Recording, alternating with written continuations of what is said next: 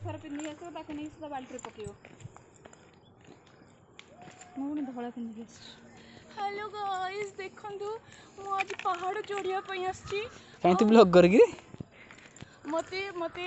बहुत सारा लाइक दियंतु आउ मो चैनल को सब्सक्राइब कर दियंतु आ पाखरे थिबा बेल आइकन को मु कहि भी पारनी मु एते पहाड़ चढ़ी गली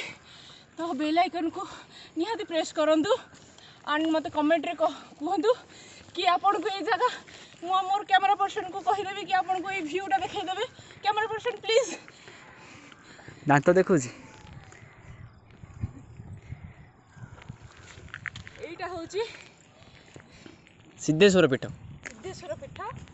जोटा कि आम अंचल बहुत बहुत कौन बहुत प्रसिद्ध मंदिर जोटा कि ठकर गाँव रे अवस्थित आठी आपणकर जो फिल्म थिला कौन ता ना कैमरा पर्सन कह दिंतु हाँ भूली जाइए तुम है स्टोरी ना ना तुम लव स्टोरी अच्छा अच्छा ये शूटिंग होता तो पुणी थर आप सहित जोड़ी हो नुआ ब्लॉग रे। Tata bye bye.